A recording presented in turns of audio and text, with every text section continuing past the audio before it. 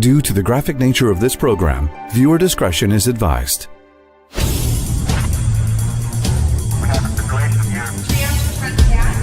Get him on IV fluid.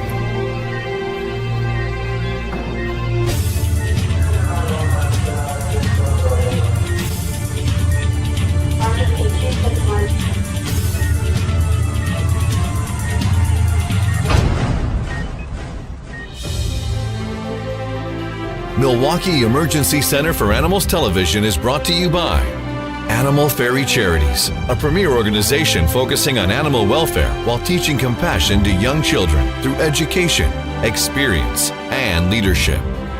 For Pet's Sake Dog Training, Bichon and Little Buddies Rescue, and Camp Bow Wow, premier doggy day and overnight camps.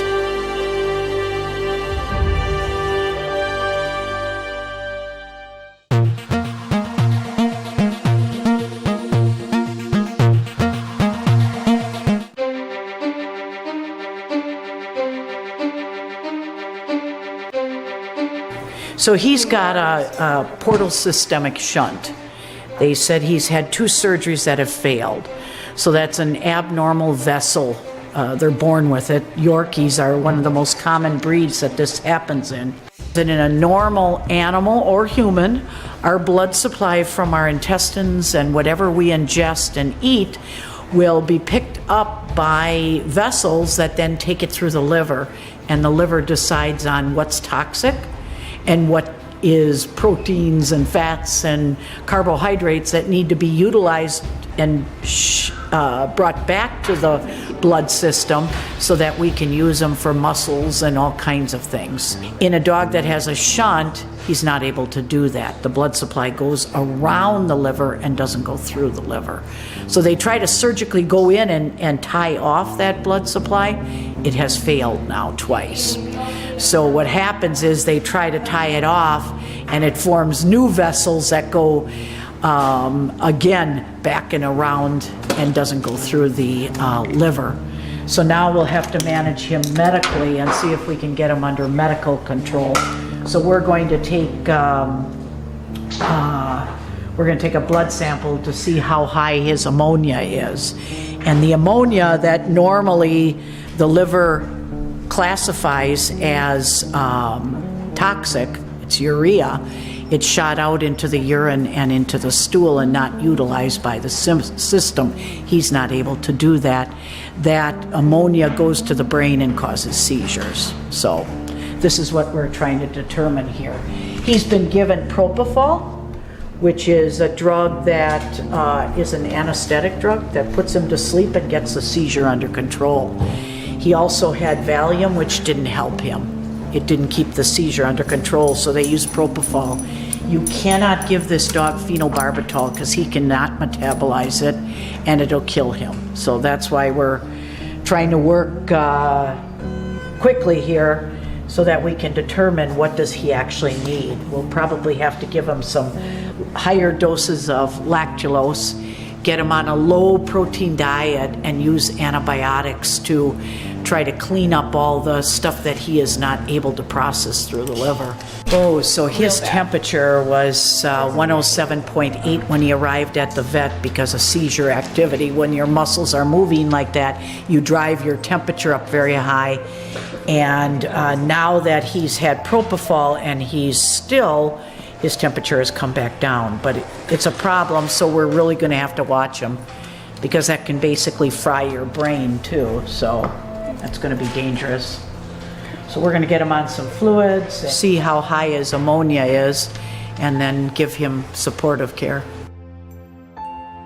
So we just got the results back and it is super high. The ammonia is 500. Normal is up to 80. So it is so high that it can't even be read on the machine. So what we're gonna do now, we're gonna do some emergency enemas. So we're gonna have the dog sit right here. What I'm gonna have you do is get heat support. Bear hugger, please. But run, please, okay? And then you're gonna use the Foley catheter and give lactulose enemas and just keep giving them, keep giving them, keep giving them, okay? So we're gonna put lactulose into the rectum, and the lactulose pulls the ammonia out of the blood system through the rectal tissue, pulls it into the stool, and then we'll let it flush out of the system. That's our biggest fear, is if we don't get that down, the dog's gonna keep seizuring. So we're going to start with lactulose enemas, we call them, and give them constantly until we can give the values down. And we're gonna put him on heat support even though his temperature is normal, because of the fact that he's gonna get cold from all the enemas. Since we can't give it through the mouth, we have to give it as enemas. It's absorbed just the same as if you would swallow it. So it's absorbed through the colon, the rectum wall, colon wall. So a 6 French Foley catheter. Okay. And I keep taking the temperature. So what I would do is put it in, have them hang over the edge here. Put in 6 cc's of lactulose. Okay. With, grab a 30 cc syringe and 25 cc's of warm water. Infuse it in, inflate the cuff of the Foley in the rectum, and leave it sit in there for 15 minutes. Then let it back out, then wait 15 minutes and give another one, okay? And just keep doing that until we get that value down to normal. So this is an emergency situation. If we don't do this, this dog will die.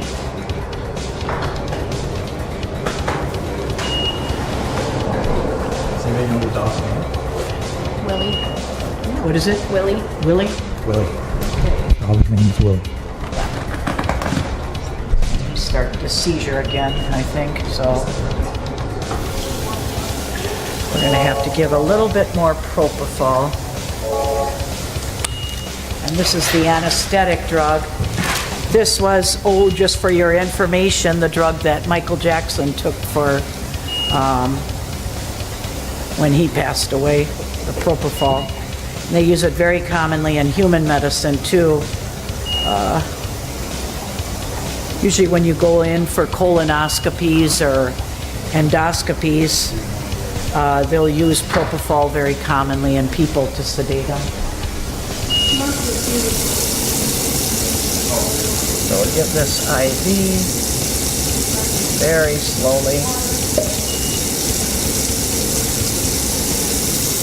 Just to keep him under and keep him not seizuring.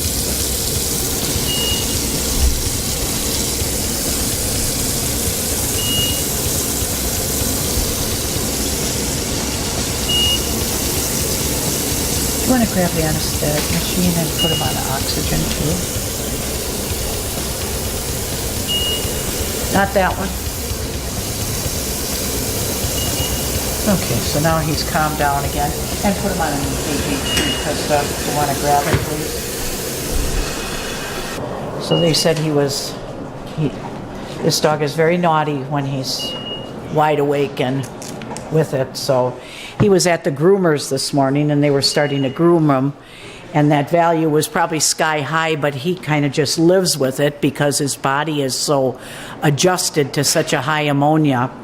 He had the surgeries done at the UW of Madison, and he was just there for a recheck about a week ago, and now something has malfunctioned in his system to push him that value back up again.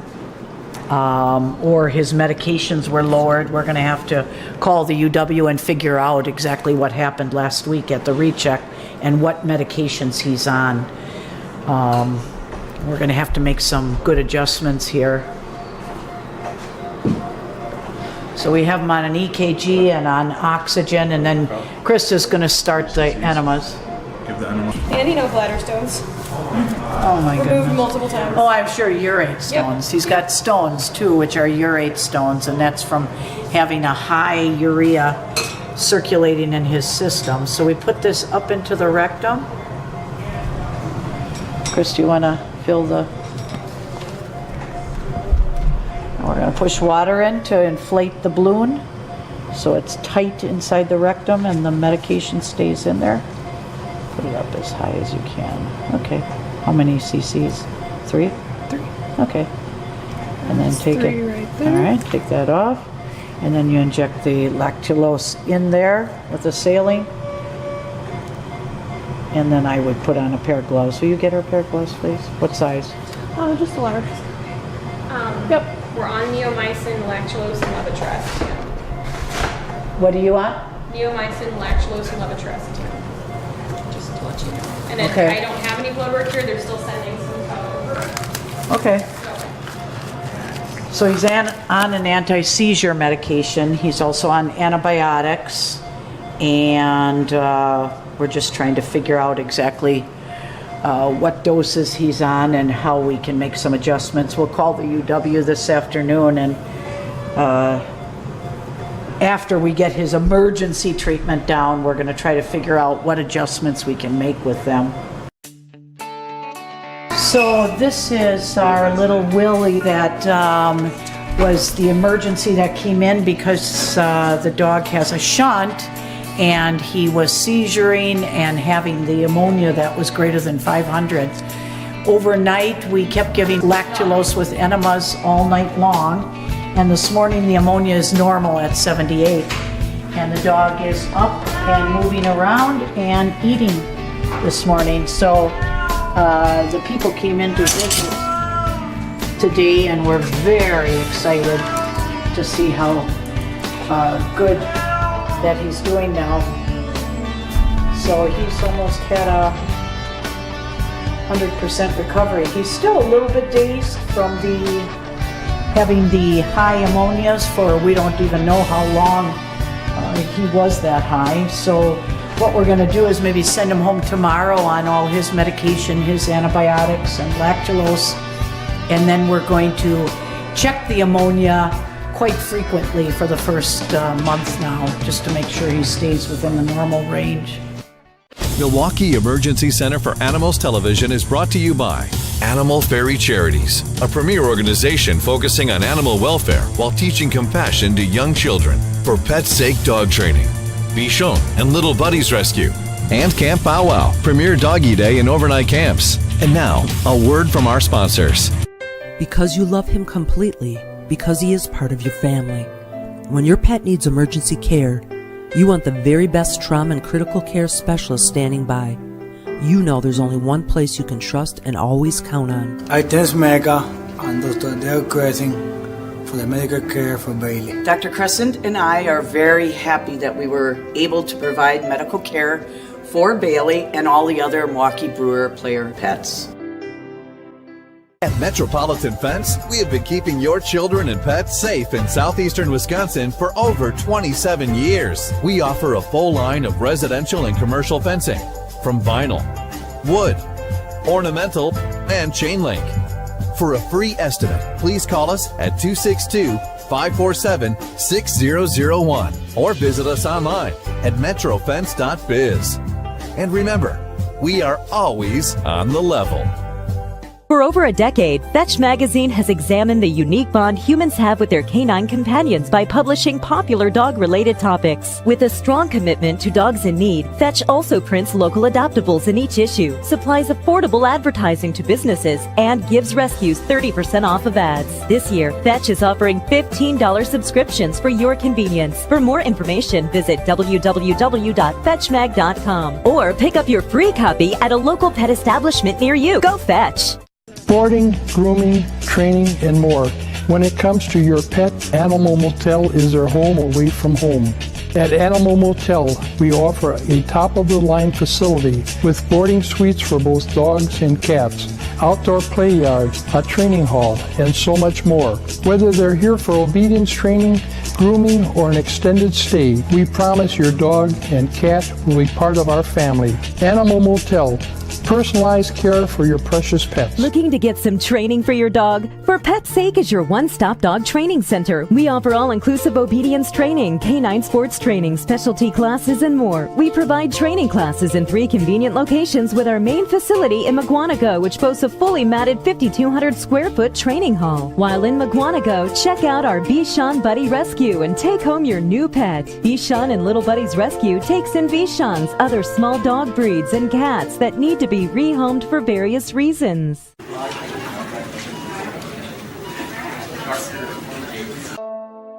Abby is a young cat, about 5 years old, that has been sick for about, I think, 5-6 days. This cat came in about 6 months ago with a string foreign body it had eaten, and it passed on through while it was in the hospital here, so we didn't have to go in surgically. Today, this cat came in because she's vomiting, very, very sick, didn't want to eat for a couple days. The owners didn't know what was going on. When we looked at the cat, we looked underneath the tongue, and underneath the tongue is a piece of string that's cutting right through the tongue. So the string is attached underneath the tongue, going down the esophagus, into the stomach, into the intestines, and it's pulling through the intestines and tugging and cutting right through the intestines. So now we have to remove probably about half of the intestines. That's what they're doing right now. So it's going to be quite an extensive surgery. They're going to take the bad part of the intestines where it's sawing through and reconnect the 2 pieces together. So they're going to remove about, maybe a yard or so of intestines and then reattach them together.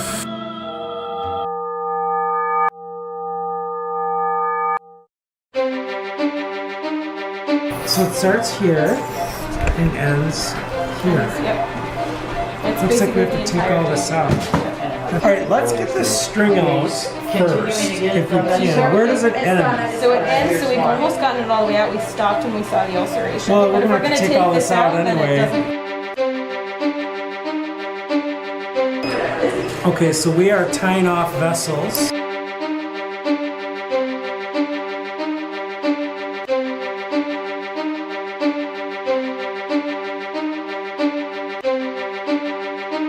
Okay, so I am tying off the vessels that are going to the intestine. Oh, good. All right. Just get ready when I say I need it. I'm going to take this cap off, put this down to like here. Put this So in I've there. tied all these off here, and we're going to remove this intestine. Thank you.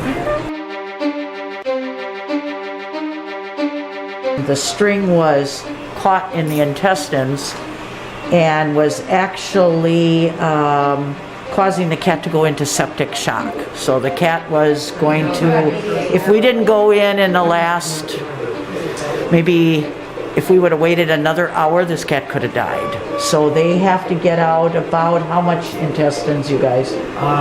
18 to 24 inches. 18 to 24 inches of intestines we have to remove because the string was sawing through the intestines, and the cat would have gotten peritonitis, so an infection. The intestinal fluid would have poured into the abdomen and the cat would have died. So we just got in the nick of time. We had some blood pressure problems because the cat was in septic shock. It's called SIRS. So the intestines were, or the string was sawing through the intestines and causing the cat to go into septic shock. So now we have the blood pressure stable, we have the heart rate is stable, and we're going to use all injectable anesthesia and no gas anesthesia to keep them as stable as possible. Now we're out of trouble, and I think we're going to be fine here.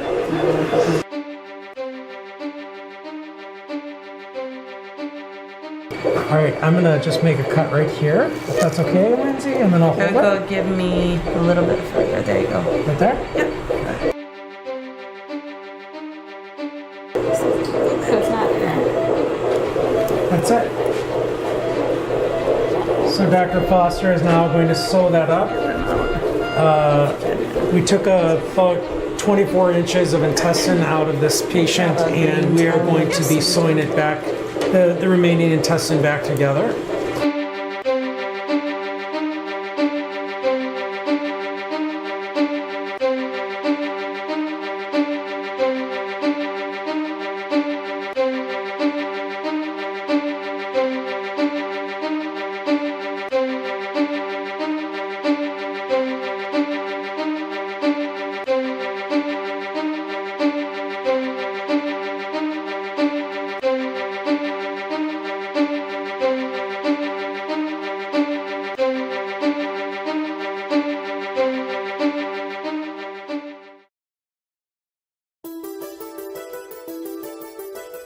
At least you know that she's stable right now, and they're going to finish up in about probably a half an hour. Okay. And Dr. Seno had told you about the long piece of intestines that we had to remove, and the string was bunched up inside there and sawing right through the intestines. Yeah. But she's doing fine now, and she'll be out of surgery probably in about an hour.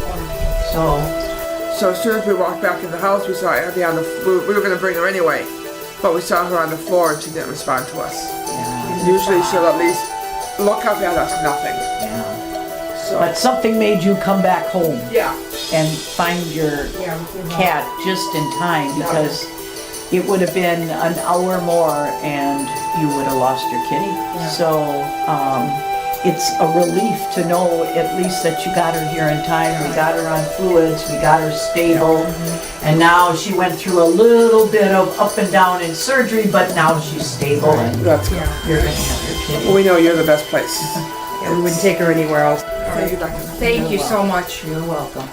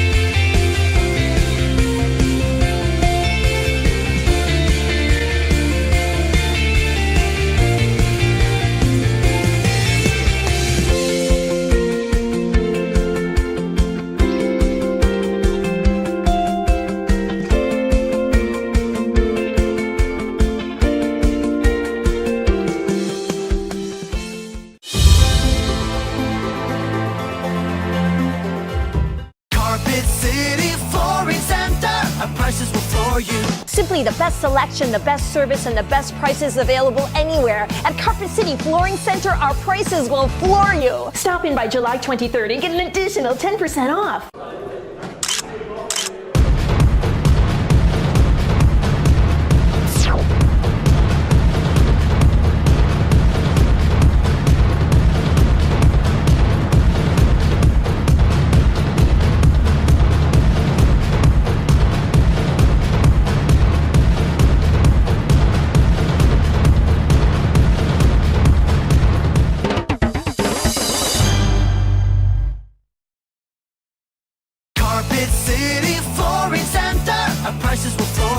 Simply the best selection, the best service, and the best prices available anywhere. At Carpet City Flooring Center, our prices will floor you. Stop in by July 23rd and get an additional 10% off.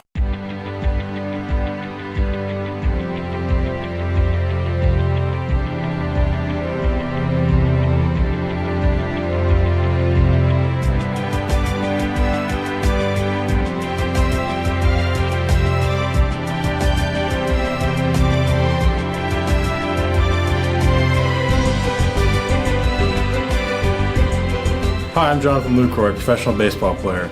I'd like to thank Mecca, Dr. Lichtenberger for taking care of my dog Dash and helping him out with some immunization stuff. I'm honored to get such good medical care, and I'm proud to be part of the Mecca TV show.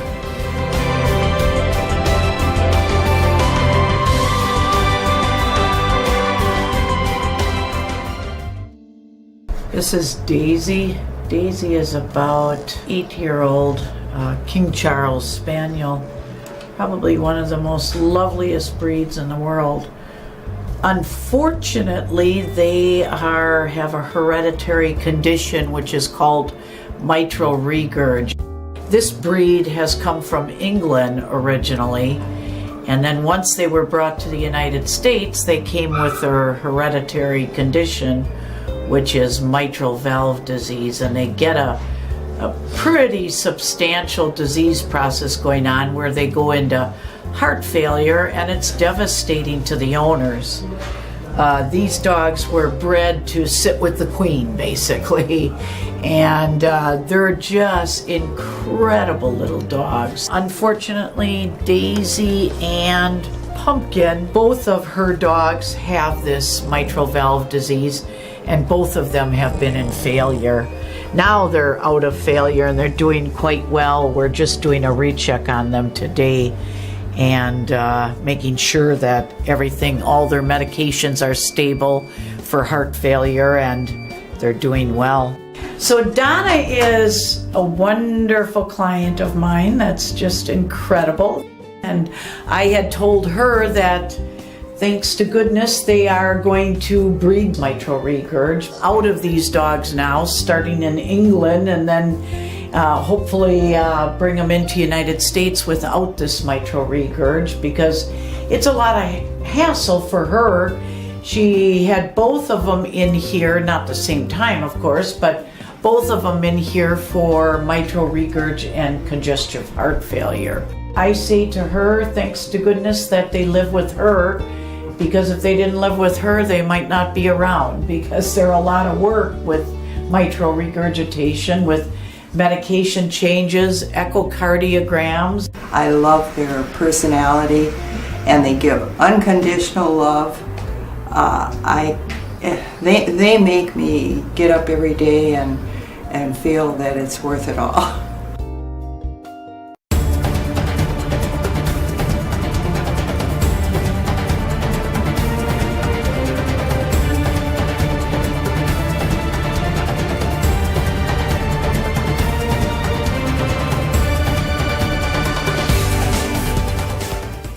Today's show was brought to you by Animal Fairy Charities, a premier organization focusing on animal welfare while teaching compassion to young children, for Pet's Sake Dog Training, Bichon and Little Buddies Rescue, and Camp Bow Wow, premier doggy day and overnight camps.